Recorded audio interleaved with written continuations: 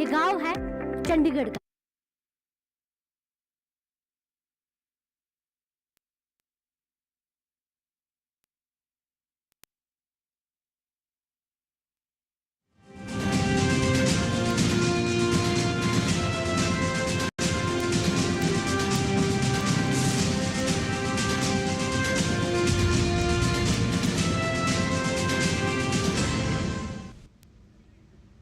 नमस्कार, स्वागत है आपका किसान समाचार में। मैं हूं रेशमा आपके साथ। आइए नजर डालते हैं इस वक्त की हेडलाइंस पर।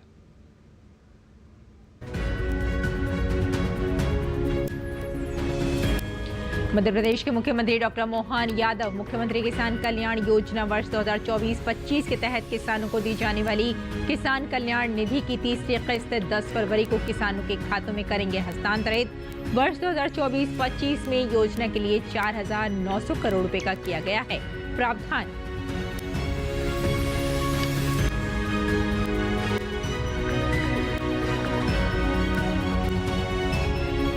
केंद्रीय रसायन एवं उर्वरक राज्य मंत्री अनुप्रिया पटेल ने कहा कि उर्वरक विभाग द्वारा किसानों के बीच नैनो उर्वरकों के उपयोग को बढ़ावा देने के लिए उठाए जा रहे हैं विभिन्न कदम। प्रधानमंत्री किसान समृद्धि केंद्रों और संबंधित कंपनियों द्वारा उपलब्ध कराया जा रहा है नैनो यूरिया और नैनो DAP। केंद्रीय मंत्री किंजरापू राम मोहन नायडू ने केंद्रीय कृषि एवं किसान कल्याण मंत्री शिवराज सिंह चौहान से की मुलाकात। आंध्र प्रदेश में लाल मिर्च किसानों के समक्ष आ रही समस्याओं पर की चर्चा। आंध्र प्रदेश सरकार लाल मिर्च खरीदने की बना रही है योजना। राजस्थान के 36 प्राथमिक सहकारी भूमि विकास बैंकों को 130 करोड़ रुपए के दीर्घकालीन ऋण उपलब्ध कराया जाएगा और राज्य भूमि विकास बैंक राज्य के किसानों और लघु उद्यमियों को उपलब्ध हो पाएंगे। सहकारी भूमि विकास बैंकों के माध्यम से दीर्घकालीन कृषि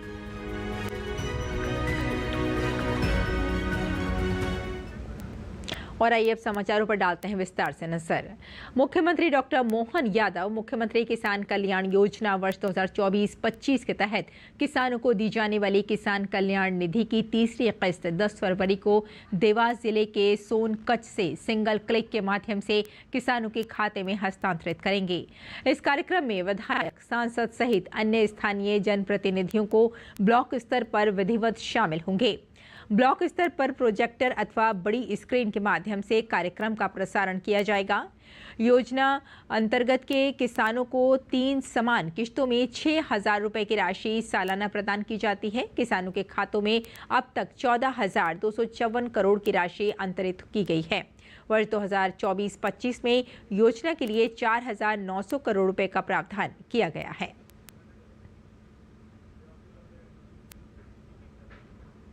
केंद्रीय रसायन एवं उर्वरक राज्य मंत्री श्रीमती अनुप्रिया पटेल ने लोकसभा में एक प्रश्न का लिखित उत्तर दिया। उन्होंने कहा कि उर्वरक विभाग द्वारा किसानों के बीच नैनो उर्वरकों के उपयोग को बढ़ावा देने के लिए विभिन्न कदम उठाए जा रहे हैं।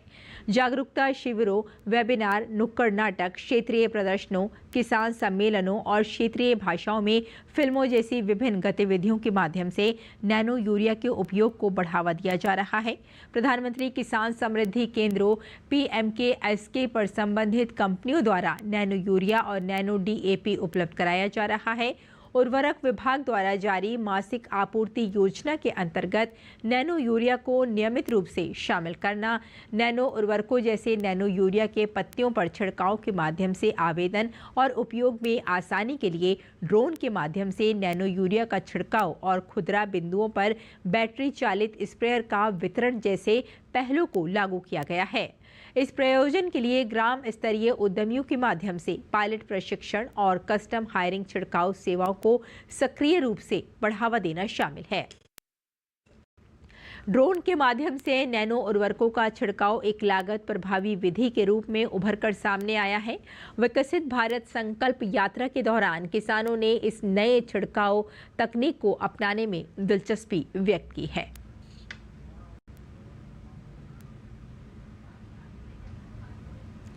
केंद्रीय नागरिक उड्डयन मंत्री किंजरापू राममोहन नायडू ने शुक्रवार को केंद्रीय कृषि एवं किसान कल्याण मंत्री शिवराज सिंह चौहान से कृषि भवन में मुलाकात की।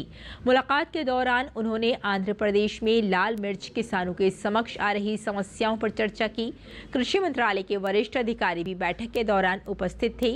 बैठक के बाद मीडिया से बात करते हुए राममोहन नायडू ने कहा कि आंध्र प्रदेश सरकार लाल मिर्च खरीदने की योजना बना रही है।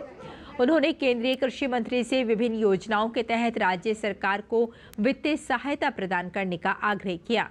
कृषि मंत्री ने आंध्र प्रदेश सरकार के अनुरोध पर सकारात्मक प्रतिक्रिया दी है। नायडू ने कहा कि उन्होंने शिवराज सिंह को आंध्र प्रदेश के मुख्यमंत्री चंद्रबाबू नायडू को एक पत्र सौंपा है, जिसमें लाल मिर्च किसानों की समस्याओं के बारे में बताया गया है।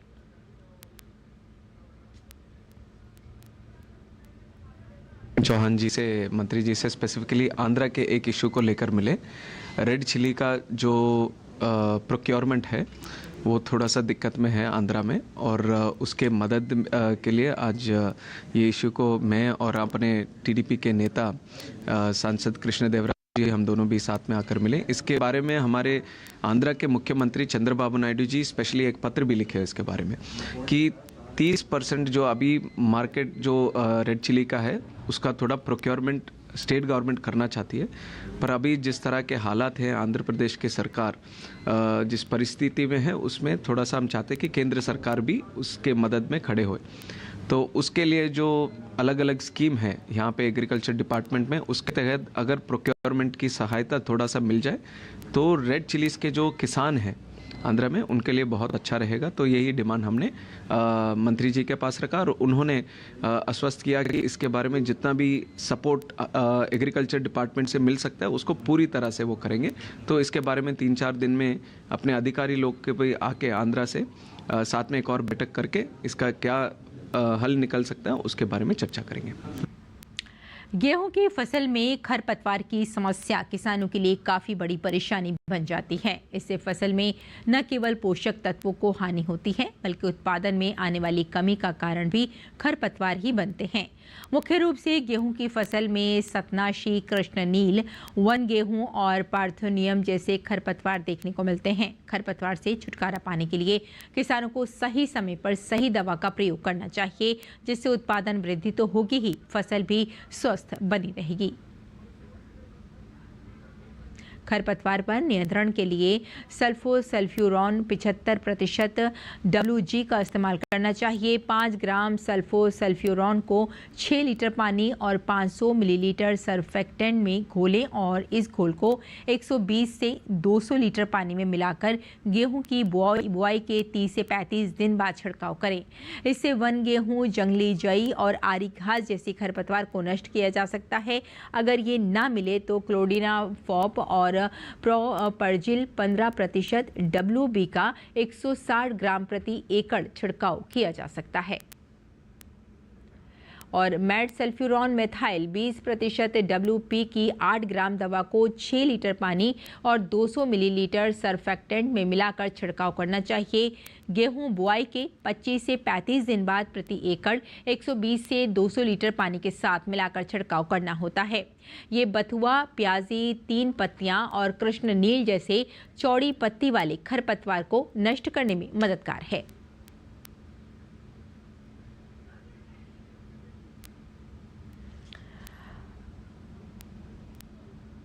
और सल्फोसल्फ्यूरॉन मिथाइल 75% और मैड सल्फ्यूरॉन मिथाइल 5% और साथ में WG की 16 ग्राम दवा को 500 मिलीलीटर सर्फेक्टेंट और निर्धारित पानी के साथ मिलाकर छिड़काव करने से लाभ होता है। इसका मिश्रण वन गेहूं और चौड़ी पत्ती वाले खरपतवार के नष्ट करने में उपयोगी होता है।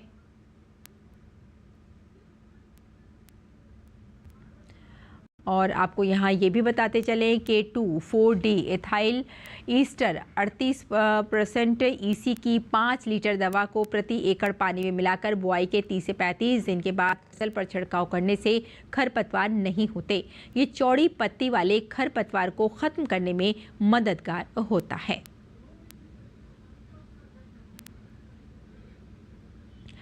और हरियाणा की समृद्ध विरासत और सांस्कृतिक परंपराओं को देश दुनिया में पहुंचाने का सशक्त माध्यम सूरजकुंड शिल्प मेले की शुरुआत हो चुकी है। केंद्रीय पर्यटन और संस्कृति मंत्री गजेंद्र सिंह शेखावत ने शुक्रवार 7 फरवरी को 38वें अंतर्राष्ट्रीय शिल्प मेले का शुभारंभ किया। शुभारंभ अवसर पर हरियाणा के मुख्यमंत्री नायब सिंह और प्रदेश के पर्यटन मंत्री डॉक्टर अरविंद शर्मा सहित हरियाणा सरकार के कई मंत्री और विधायक उपस्थित रहे। इस बार मेले की अंतर्राष्ट्रीय भागीदारी भी अभूतपूर्व है। मेले में 42 देशों के 648 प्रतिभागी इसमें हिस्सा ले रहे हैं, जिनमें मिस्र, इथियोपिया और सीरिया, अफगानिस्तान, बेलारूस, म्यांमार और बंगाल की खाड़ी बहुक्षेत्रीय तकनीकी और आर्थिक सहयोग पहल के सदस्य देश भी इसमें शामिल हैं।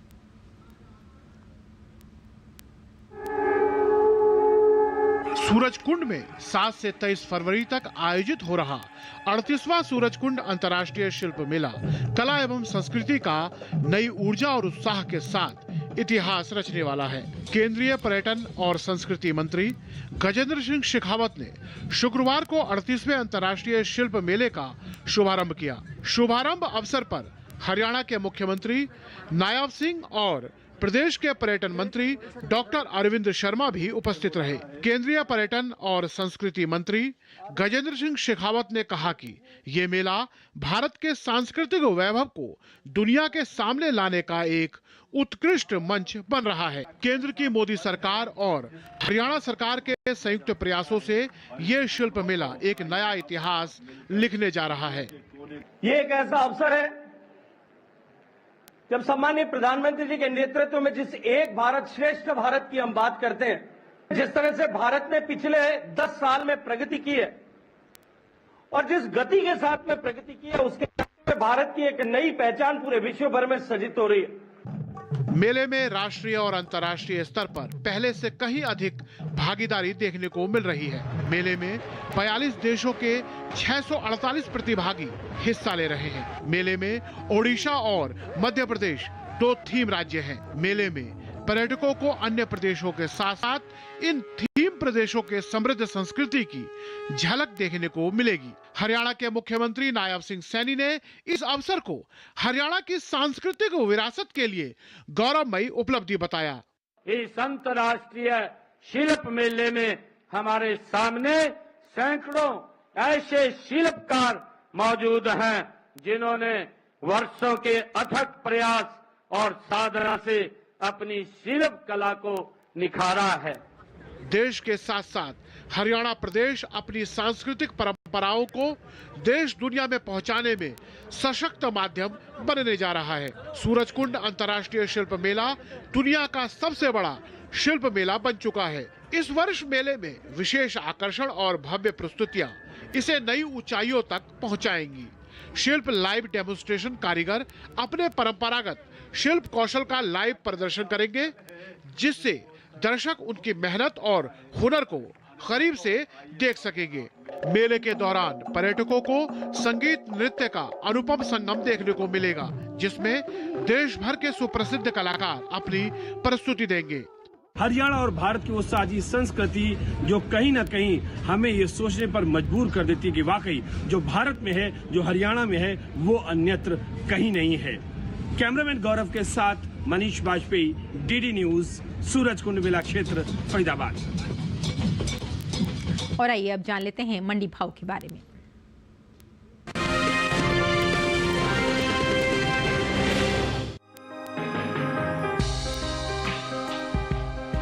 ग्वार की आवक इन दिनों कृषि उपज मंडियों में कम देखने को मिल रही है। शुक्रवार को गिनी चुनी मंडियों में ही ग्वार बिकवाली के लिए पहुंची। हाजिर भाव को देखें तो एगमार्क नेट के मुताबिक राजस्थान की बस्सी मंडी में शुक्रवार को ग्वार के सौदों में नरमी के साथ कारोबार हुआ। यहाँ 6 फरवरी को ग्वार का भाव रहा 4,798 रुपए। 7 फरवरी को इसके भाव में 333 रुपए की भारी गिरावट देखने को मिली और ग्वार 4,465 रुपए पर बिकी। वहीं बात गुजरात की कालोल मंडी की करे तो यहाँ शुक्रवार को ग्वार का भाव रहा 4,950 रुपए। बात ग्वार गम के निर्यात की करें तो भारत विश्व स्तर पर ग्वार गम का प्रमुख निर्यातक है। देश बड़ी मात्रा में दूसरे देशों को ग्वार उत्पादों को विभिन्न रूप में निर्यात करता है। विश्व का 80% ग्वार उत्पादन भारत में होता है, जिसमें से 72% राजस्थान से आता है।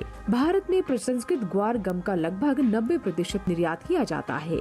वहीं ग्वार गम के निर्यात पर नजर डालें तो एपिडा की ओर से जारी ताज़ा आंकड़ों के मुताबिक साल 2024 के दौरान ग्वार गम 4,17,674 मीट्रिक टन का निर्यात किया गया है। बता दें कि भारत में ग्वार गम की खेती राजस्थान, गुजरात, हरियाणा, पंजाब, उत्तर प्रदेश, मध्य प्रदेश, तमिलनाडु, महाराष्ट्र, कर्नाटक, आंध्र प्रदेश में प्रमुख रूप से की जाती है।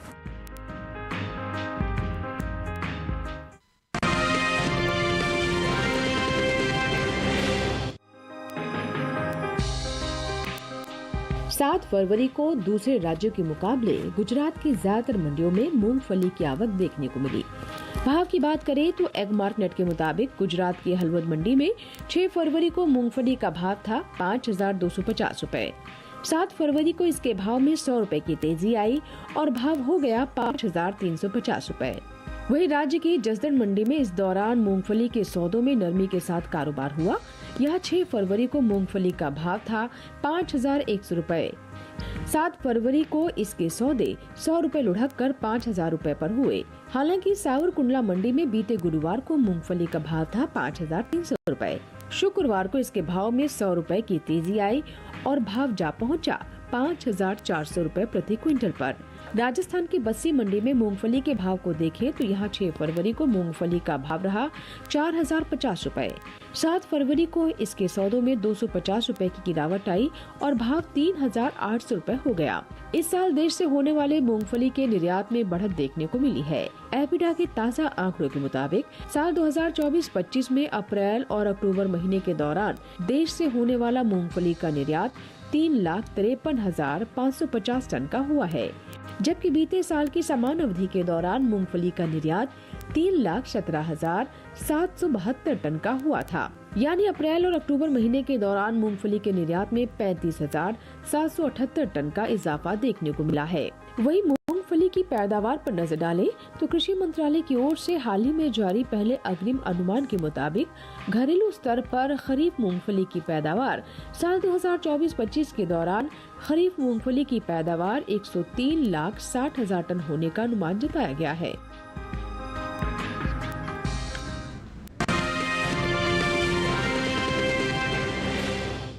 और किसान इस मौसम में कैसे रखें अपनी खेती का ख्याल, आइए जान लेते हैं। नमस्कार, आप देख रहे हैं डीडी किसान। मैं हूं AI कृष और आज हम पंजाब और उत्तर प्रदेश में होने वाली खेती किसानी से संबंधित सलाहों के बारे में पूरी जानकारी देंगे। मौसम को ध्यान में रखते हुए पंजाब के किसान सूरजमुखी की लंबी अवधि वाली किस्मों की बुवाई कर लें। साथ ही पंजाब में बसंतकालीन मक्का की बुवाई कर सकते हैं। यहाँ के किसान प्याज की रोपाई का काम पूरा कर लें। साथ ही पंजाब में आलू की रोपाई भी कर लें किसान। अभी के समय आलू फसल की नियमित देखभाल की जरूरत है। आलू फसल में किसी भी प्रकार के कीट लगने पर प्रभावित आलू के पौधों को अलग कर लें। पंजाब के किसान सब्जियों में हल्की सिंचाई कर लें। पंजाब के किसान सरसों की फसल को पाले से बचाएं। बचाव के लिए सरसों की फसल में हल्की सिंचाई कर लें। पंजाब के किसान गन्ने की जल्द पकने वाली किस्मों की कटाई कर लें।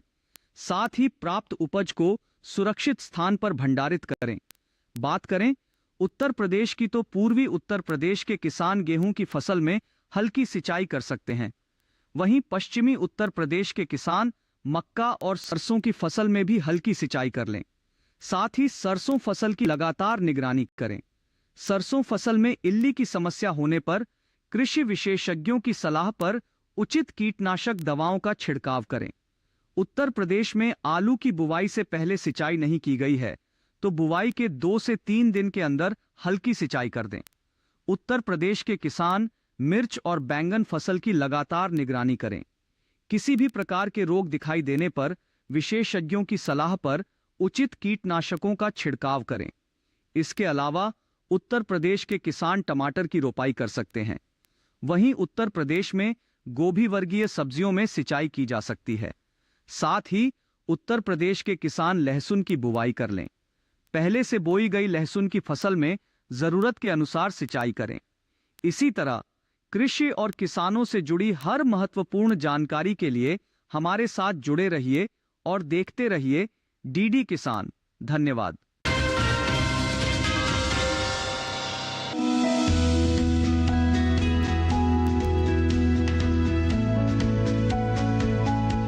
टमाटर के लिए जीवांश वाली बलुई दोमट और दोमट मिट्टी इसके लिए ज्यादा उपयुक्त होती है। 1 हेक्टेयर बुआई के लिए सामान्य किस्म का 400 से 500 ग्राम बीज चाहिए, जबकि संकर किस्म का 150 से 200 ग्राम बीज ही पर्याप्त होगा। जिन किसानों की पौध तैयार हो गई है वो अब इसकी रुपाई कर ले। रुपाई के लिए खेत को अच्छी तरह जोतकर मिट्टी को भुरभुरा बना ले और क्यारियां तैयार कर ले। हर क्यारी 0.75 मीटर चौड़ी और जरूरत के हिसाब से 5 से 10 मीटर लंबी हो सकती है। ध्यान रहे कि सीमित बढ़वार वाली फसल के लिए कतार से कतार के बीच की दूरी 60 सेंटीमीटर और पौध से पौध की दूरी 45 सेंटीमीटर होनी चाहिए, जबकि असीमित बढ़वार वाली फसलों में कतार से कतार की दूरी 75 सेंटीमीटर और पौध से पौध के बीच की दूरी 50 सेंटीमीटर होनी चाहिए। रुपाई दोपहर बाद करना ज्यादा बेहतर रहेगा। रुपाई के तुरंत बाद जरूरत हो तो हल्की सिंचाई कर दे। बाद में जब भी आवश्यक हो तो पानी देते रहे। खरपतवार नियंत्रण के लिए समय समय पर निराई गुड़ाई करते रहे। टमाटर में कई तरह की बीमारियां भी लग सकती है। झुलसा रोग में पुरानी पत्तियां पीली हो जाती है। टमाटर की फसल में विषाणु से फैलने वाला मौजिक रोग भी खतरनाक है। इसमें पत्तियां सिकुड़ जाती हैं और पौधों की बढ़वार रुक जाती है। रोकथाम के लिए सिकुड़ी पत्तियों को उखाड़ कर जला दे। टमाटर में पत्ती, तना और फल भेदक कीट लगते हैं। इससे ग्रसित पत्तियां गिर जाती हैं। रोकथाम के लिए विशेषज्ञों की सलाह पर उचित दवाओं का छिड़काव करें।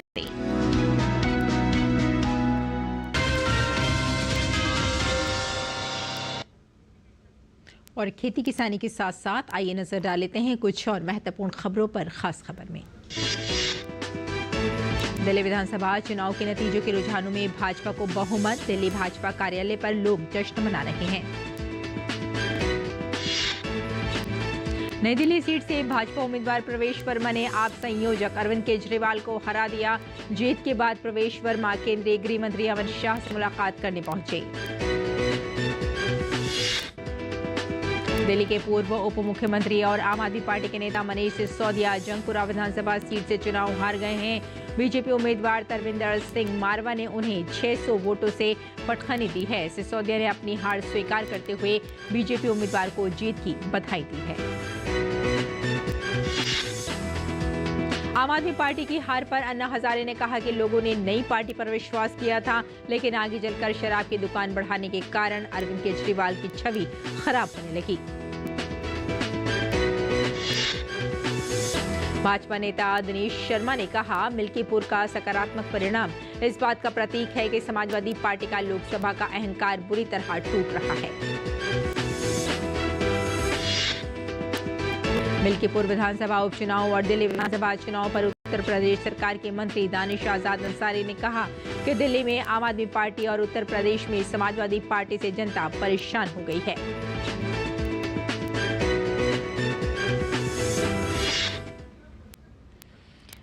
तो किसान समाचार में फिलहाल इतना ही। अनुमति दें। नमस्कार।